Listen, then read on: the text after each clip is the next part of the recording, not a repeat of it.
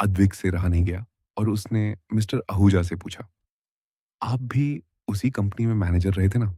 2 साल। और फिर अनवर लाल चौहान की सच्चाई जानकर आपने वो कंपनी छोड़ दी। बताया था मुझे वेदिका ने। तो आपको मुझसे चिढ़ नहीं हुई, ये जानकर के मैं उसी गद्दार आदमी का पोता हूँ? मिस्टर आहूजा मुस्कुराए और बोले, अनवर लाल के पोते हो तो क्या हुआ? तुम रौनक चौहान के बेटे भी तो हो। मेरे पिता चौहान साहब के बड़े अच्छे दोस्त थे। मेरा बचपन रौनक के साथ ही बीता था। हम अक्सर साथ खेलते थे, मिलते रहते थे। उस आदमी से ज़्यादा ईमानदार आदमी मैंने ज़िंदगी में नहीं देखा। उस आदमी ने कभी अपने पिता की दौलत का गुरूर नहीं किया। 18 का होने के बाद उसने यह शहर छोड़ दिया। अपने पिता की दौलत में से एक पाई भी नहीं मांगी। उसने अपने पिता की हरकतों की वजह से उन्हें छोड़ दिया। कभी मुड़कर इस शानो शौकत भरी दुनिया को नहीं देखा। उस आदमी ने अपना सारा नया जीवन एक अनजाने देश में बनाया। अपने पिता को कभी माफ नहीं किया। आज भी मुझे रौनक की बात याद है।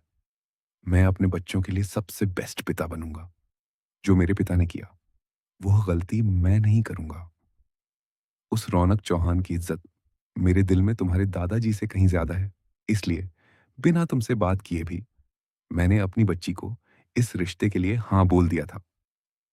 अद्विक को यह सुनकर बहुत झटका लगा और उसे समझ आया कि उसने सिर्फ कहानी का आधा हिस्सा पढ़कर ही सारी कहानी का नतीजा निकाल लिया था। अद्विक ये सब सुनकर बिना देर किए अपने विला के लिए निकल गया, मानो उसे बहुत बड़ी गलती हो चुकी थी। वेदिका और मिस्टर आहूजा हैरान थे और उन्होंने अद्विक को बहुत रोका भी, पर अद्विक नहीं रुका। अद्विक अपने विला में गया तो नौकरों ने उसे बताया कि रौनक की तबीयत अचानक खराब होने की वजह से राधिका और अहम उसे हॉस्पिटल में लेकर गए थे। अद्विक को एहसास हुआ कि उसके पिता को उसकी सोच से भी ज्यादा उसे प्यार था।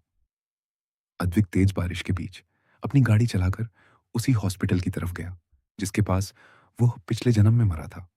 मानो आज उसी हॉस्पिटल में एक मासूम आदमी की जान जाने वाली थी, जिसके जीने की उम्मीद उसका बच्चा था। अद्विक की गाड़ी आधे रास्ते में खराब हो गई। उसने अपनी गाड़ी छोड़ी और भागते हुए हॉस्पिटल की ओर भागा। तेज बारिश अद्विक पर पड़ रही थी। अद्विक की हर सांस मुश्किल से निकल रही थी। उसे डर था कि वह अपने इतने ईमानदार पिता को खो देगा। अद्विक को एक गाड़ी ने रुक कर लिफ्ट दी। उस गाड़ी में एक आदमी बैठा था जिसका चेहरा जल्दी में अद्विक ने ध्यान से नहीं देखा। हॉस्पिटल पहुंचते ही अद्विक ने उस आदमी को थैंक्स बोला और गाड़ी से उतर गया। वो आदमी बोला, बस तुझे बचाना था, अब मेरा फर्ज खत्म हुआ। अद्विक को वह आवाज जानी पहचानी सी लगी, पर जब उसने मुड़कर देखा तो वह गाड़ी वहां नहीं थी। अद्विक समझ गया कि वह माहिर ही था जिसकी आत्मा अब भी उसकी मदद करने के लिए भटक रही थी। अद्विक रोने लगा और हॉस्पिटल रूम की तरफ भागा। हॉस्पिटल रूम में रौनक तड़प रहा था। उसे सांस लेने में दिक्कत हो रही थी, मगर वह फिर भी अपना ऑक्सीजन मास्क उतार कर राधिका का हाथ पकड़कर बोल रहा था, अदू को बुला दे राधिका, मुझे एक आखिरी बार अपने बच्चे से बात करनी है। राधिका प्लीज। अद्विक भागकर सीधा अपने पिता के गले लगा और उनको संभाला। राधिका और अहम रोने लगे और रौनक ने अपने अद्विक को कसकर गले लगा लिया। रौनक प्यार से अद्विक को देखकर बोला, तू मुझसे नाराज तो नहीं? मैं अच्छा पिता नहीं बन सका, पर तू मुझसे नाराज होकर मुझे इतनी बड़ी सजा मत दे। अगर तुझे मैं बोझ लगता हूं तो मैं तुझे हमेशा के लिए छोड़ दूंगा। बस तू मुझसे नाराज मत होना बच्चे। अद्विक अपने पिता के आंसू पोंछने लगा। आज उसके सामने जो रौनक चौहान था, वह मानो एक छोटा सा बच्चा था। वह उसकी मासूम सी आंखें और टूटती आवाज से अद्विक को समझ आ रहा था कि उसके पिता को उसे कितना प्यार था। डॉक्टर्स ने रौनक को नशे का इंजेक्शन दिया था जिसे वो रेस्ट कर सके, पर उसमें भी रौनक को अपने बच्चे की चिंता लगी हुई थी। रौनक का यह रूप अद्विक ने पहली बार देखा था। वह अपने पिता का हाथ कसकर पकड़कर बोला, पापा, मैं आपसे नाराज नहीं हूं, मुझे माफ कर दो पापा। रौनक अद्विक की बाहों में बेहोश हो गया, मानो उसे चैन मिल गया और डॉक्टर ने अद्विक, राधिका और अहम को हॉस्पिटल रूम से बाहर जाने को कहा। अद्विक का दिल अभी भी कांप रहा था। मानो उसे एहसास हो चुका था कि वह कितनी बड़ी गलती करने से बच गया। राधिका ने प्यार से अद्विक का हाथ पकड़ा और बोली, तुम्हारे पिता तुम्हें ज्यादा ही प्यार करते थे हैं और इसमें तुम्हारी कोई गलती नहीं है। रौनक खुद भी इस चीज को मानता है। उसके पिता से उसे कभी प्यार नहीं मिला, कभी समय नहीं मिला। इज्जत मिली तो वो भी दूसरों की बर्बादी से। तुम्हारे पैदा होने से पहले ही रौनक ने डिसाइड कर लिया था कि वह अपने बच्चे के लिए हमेशा बेस्ट बनेगा। अपने पिता वाली गलती वो नहीं करेगा। उसे आज भी डर है कि उसके किए कामों की वजह से उसके बच्चे उसे दूर ना हो जाएं, जैसे वो अपने पिता से हुआ था। घबराओ मत, रौनक ठीक हो जाएगा। अद्विक को हौसला मिला और उसने अपनी माँ को गले लगाया। रौनक को होश आने पर अद्विक अपने पिता को गले लगाकर खूब रोया और रौनक उसे प्यार से पलोसता रहा। रौनक मुस्कुराकर बोला, शायद मैं भी अपने पिता जैसा ही बन जाता, अगर मुझे बचपन में वो छोटा सा मासूम बच्चा ना दिखा होता। उस बच्चे के माँ बाप पूरी तरह शहर में बदनाम हो चुके थे। उसके माता पिता के जाने के बाद उसकी दादी मेरे पिता के घर के बाहर हमें बद दुआ देकर गई थी। उस लड़के का भोला सा चेहरा और आंखों में आंसू देखकर मुझे उस पर बहुत तरस आया था। उसी दिन मैंने फैसला किया था कि मैं एक अच्छा पिता बनूंगा। अपने बच्चे को मैं दुनिया की हर खुशी दूंगा और अपने पिता को हमेशा के लिए छोड़ दूंगा।